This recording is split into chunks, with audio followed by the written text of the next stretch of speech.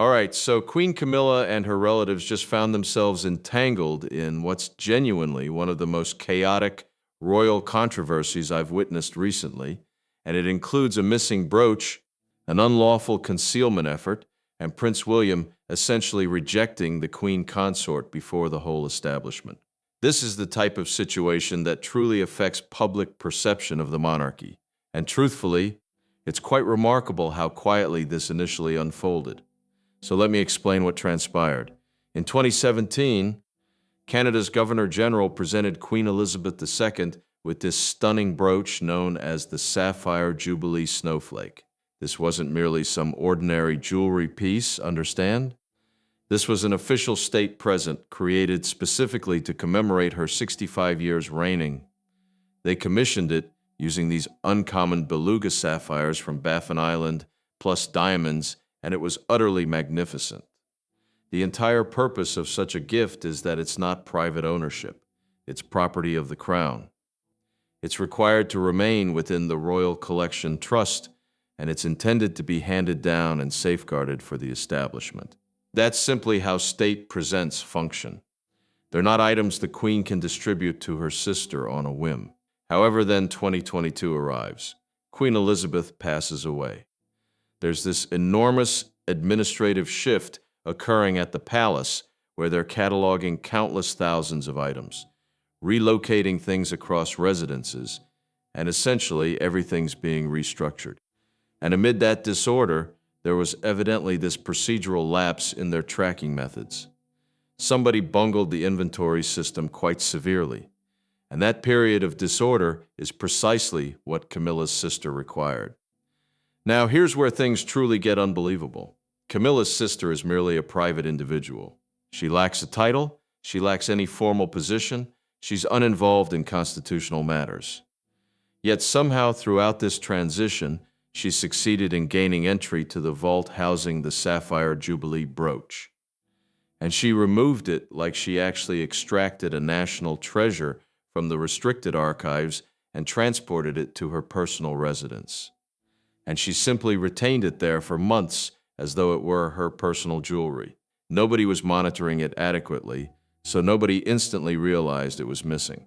Eventually, though, they conducted an independent examination of the state property inventory, and they discovered the inconsistency. The brooch wasn't located where it should be. So they began investigating the documentation, and they determined that it had been taken without proper clearance. There was no documentation, no authorized transfers, nothing. Camilla's sister was simply possessing a state artifact in her residence without any lawful justification for having it. According to British civil statutes, that's essentially unlawful. You can't simply possess public assets because you desire to retain them. So after this examination revealed what occurred, Camilla evidently understood her sister was facing genuine legal consequences because this wasn't being managed as some private family issue. This was a matter for legitimate law enforcement and the superior courts. And Camilla absolutely didn't want witnessing her sister encounter criminal prosecution. What she attempted next is genuinely quite astonishing when you consider it. The king was experiencing some medical treatment matters at that time, correct? He was recuperating, and Camilla somehow succeeded in accessing his personal chambers, and she utilized his formal power to produce what they're describing as a protective order. Essentially, she had papers created that stated the king, through his own personal sovereignty, was presenting the brooch to her sister as a present. This was intended to transform the whole legal circumstance from an unlawful theft into an authorized property transfer from the sovereign himself.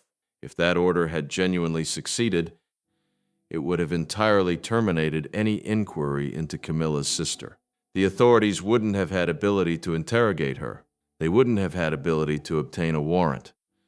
They would have had ability to do nothing because the concept was that if the king himself had sanctioned this, then sovereign protection would shield everyone connected.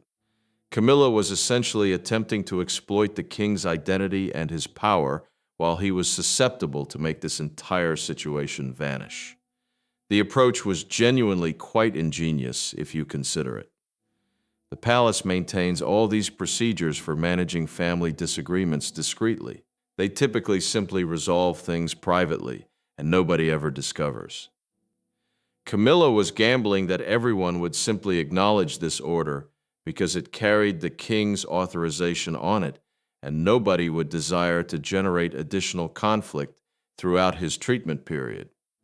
She was relying on the conventional notion that you don't dispute an instruction from the monarch, particularly not when he's not at complete capacity. However, that's where circumstances got genuinely fascinating because Princess Anne, who's essentially the custodian of all the royal items and the formal protector of the Royal Collection Trust, she's the one who obtained this order, and Anne simply examined it and stated no, like she outright declined to acknowledge it. She informed everyone that the brooch was never designated as private ownership initially, and that no person, irrespective of who they are or how connected they are to the throne, possesses the authority to handle national diplomatic presence as private assets to distribute to ordinary individuals. When Anne resisted, she wasn't attempting to be tactful about it or discover a compromise. She essentially stated, "This is a legal matter and we're handling it accordingly." She gathered all of the proof, all of the inventory documentation, the authentication records, everything that verified the brooch was stolen and that Camilla's sister possessed no lawful entitlement to have it. And then she transported all of that straight to Prince William at Kensington Palace. That's when the whole circumstance transformed entirely, because now the successor to the throne possessed all the evidence of what occurred, and it wasn't something that could be concealed in palace administration anymore. William's whole responsibility description is safeguarding the establishment and guaranteeing it endures. And someone trying to wrongfully obtain state assets utilizing the king's power while he's recuperating, that's not something you simply manage discreetly. That's something you confront directly and thoroughly. So William essentially had to reach a determination, correct? And this is where you genuinely observe what type of leader he's becoming, because he could have managed this the manner it might have been managed years previously, which is simply maintaining it all internal, safeguarding the family reputation, perhaps having some private discussions with Camilla and attempting to make it disappear. However, that's not what he did whatsoever. William examined what occurred, and he handled it like what it genuinely was, which is a direct legal breach. Someone removed state assets. That individual happens to be related to the royal family. However, that doesn't modify what the violation is. And he made it absolutely transparent to his legal staff that this wasn't becoming about shielding individuals from repercussions or utilizing family relations to evade accountability. The communication was essentially that the principle of law pertains to everyone, and that encompasses individuals who are connected to the monarchy. He produced this directive that was genuinely thorough. He stated that from this moment onward, there were no exemptions and no special allowances for private persons who either possessed or were attempting to conceal or wrongfully obtain historical assets that belonged to the crown property. He made it lasting, like this wasn't a provisional determination that could be overturned subsequently. This was creating a new benchmark for how the monarchy manages these circumstances. The genuine procedure of what William accomplished was kind of brilliant. Truthfully, he shifted everything from Queen Elizabeth's remaining inventory, all of the most important historical items and emblems, into this recently created thing designated the Royal Heritage Trust. This isn't something Camilla could affect or shield her relatives through. It's an autonomous public trust. The holdings are now statutorily bound to the direct succession sequence. They remain safeguarded regardless of what occurs with any reigning monarch or their partner. So fundamentally, what he accomplished was establish a barrier that makes it genuinely impossible for anyone, encompassing whoever is presently king or queen, to utilize state assets for private arrangements or personal agreements Once that trust was formally created on June 10th, 2026, any earlier protective instructions or orders that had been produced in the king's identity simply became null. They possessed no statutory standing anymore. All of those papers that Camilla had attempted to utilize to protect her sister completely worthless at that moment. The sister was now encountering the complete force of superior court proceedings as a common civilian. There was no palace protection she could conceal behind. There was no institutional interference that could rescue her. And William didn't accomplish this discreetly either. He made the directive public enough that everyone in the royal residence comprehended precisely what was occurring and what the new regulations were. This wasn't a delicate suggestion. This was a transparent declaration that the contemporary monarchy functions on statutory principles, not on family devotion or private shielding. Because here's the element that I think is significant to comprehend about what occurred next. The genuine enforcement at Camilla's sister's home occurred quite rapidly after all this. The superior court enforcement actions were initiated, and on the morning of June 10th, a task force appeared at her personal home to retrieve the brooch. This wasn't some minor operation either. This was an urgent seizure sanctioned straight by the courts. They entered, they located the Sapphire Jubilee brooch, they recorded everything, and they retrieved it. The rapidity of it was genuinely kind of remarkable. Like from the instant, William made his stance transparent to the instant officials genuinely performed the enforcement, there was this narrow period of time. No opportunity for discussion. No chance for Camilla to attempt something else or for her legal staff to determine another strategy. The enforcement was rapid and it was conclusive. What's fascinating is that the palace communication department went into total restriction after that. They weren't permitted to state anything without direct clearance from Kensington Palace. There were no formal declarations, no clarifications, no announcements attempting to reframe what occurred or clarify the circumstance to the public. The palace essentially stated nothing.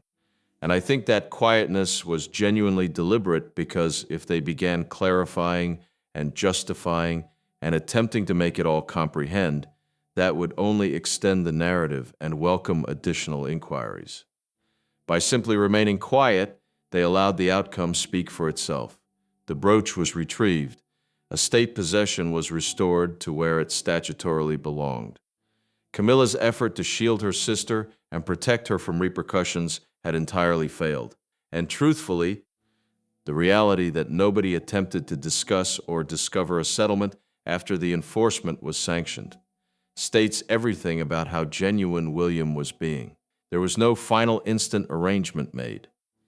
There was no private resolution worked out. The statutory procedure simply continued. Now, what occurred after the retrieval is genuinely quite important too, because the subsequent thing we observe is Catherine, Princess of Wales, displaying the Sapphire Jubilee brooch publicly at informal state function. And this wasn't some chance or coincidental selection of jewelry. This was deliberate. Catherine attached that brooch to her official attire and appeared before audiences and global dignitaries, displaying a piece that had genuinely just been retrieved from Camilla's sister's residence. There was no statement about it. There was no clarification from Kensington Palace. Catherine simply displayed it like it was the most ordinary thing imaginable. And that optical declaration was way more effective than any announcement could have been. It was essentially communicating without stating anything that the brooch was retrieved, it was recorded. It was returned where it belonged, and it was now component of the direct succession sequence going onward. The distinction was quite transparent too.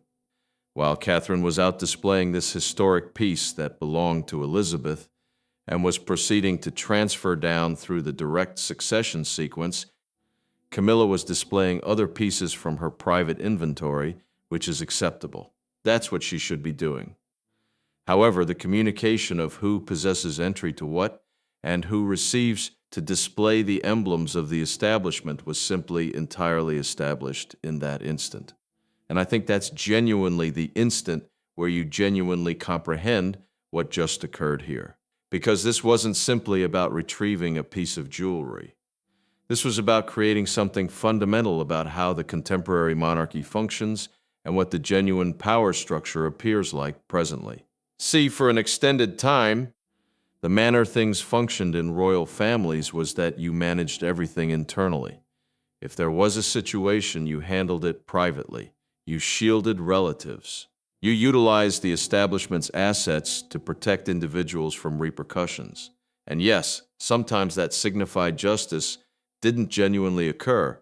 However, the alternative was exposing all your private issues publicly. So, you made compromises. You acknowledged that certain individuals received protected because of who they were or who they were married to. However, what William and Anne accomplished here is they essentially stated that period is finished. They stated that the principle of law pertains to everyone, regardless of how connected they are to the throne. And they didn't simply state it. They genuinely exhibited it. They put their conviction where their statement is. When Camilla attempted to utilize the king's power and the conventional procedures of palace shielding to protect her sister, they didn't discuss with her. They didn't attempt to discover a settlement. They simply went straight to the courts and allowed the statutory system manage it. That's genuinely an enormous transformation because for decades, perhaps for generations, the concept has been that if you're related to the royal family, you possess certain protections. Perhaps not formal ones. However, everyone comprehends that your relations matter and that individuals will attempt to assist you out. Camilla was completely relying on that being accurate. She was relying on the reality that nobody would genuinely want to vigorously prosecute the sister of the queen consort. That would appear negative. That would generate family conflict. That would be complicated. However, William examined that assessment and he stated, "No, this isn't about family conflict or preventing complication. This is about whether the establishment possesses genuine honesty or whether it's simply a presentation." And he determined it was becoming real honesty. The brooch returns. The statute pertains. That's it. What's genuinely significant to comprehend is that this creates a standard. It creates that when someone breaches the statute or breaches the regulations that safeguard state assets, the response isn't becoming a private family discussion. It's becoming a statutory procedure, and that pertains to everyone irrespective of relations. So, if you're connected to the monarchy and you accomplish something unlawful, you can't simply depend on palace procedures to shield you. You're becoming to encounter genuine responsibility. The transition to the Royal Heritage Trust is also important because it essentially eliminates Camilla's capacity to affect these determinations in the future. She can't produce new orders. She can't attempt to discuss different configurations. She can't utilize her standing as queen consort to support for her relatives in manners that might jeopardize the safeguarding of state holdings. The trust is autonomous. It possesses its own administration framework, and the holdings are secured in position for the direct succession sequence. This is a genuinely intelligent institutional structure when you consider it, because it recognizes a reality that individuals don't always prefer to discuss, which is that sometimes the individuals in authority possess conflicts of concern. Sometimes the reigning monarch or the queen consort might desire to accomplish something that isn't in the optimal concerns of the establishment. Perhaps they desire to present something valuable to a relative. Perhaps they desire to assist someone they care about prevent repercussions. The trust framework eliminates the inclination and eliminates the capability. You can't accomplish it even if you desired to. And the reality that this is now public awareness, that everyone in the palace comprehends what the new regulations are, that genuinely probably prevents future situations too. If someone else ever receives the concept that they could utilize their relations to receive special handling or to wrongfully obtain state assets, they now understand that it's not becoming to function. They're becoming to encounter genuine statutory repercussions. The palace isn't becoming to shield them. What I think is genuinely fascinating about how this all unfolded is the rapidity of it and the determination. There was no extended discussion, there was no exchange, there was no effort to maintain it private and handle it the conventional manner. William observed the circumstance. He comprehended what required to occur, and he made it occur rapid and transparent, which genuinely suggests something about how he thinks about his position and about authority within the establishment. Catherine displaying the brooch publicly is kind of the emphasis point on all of this.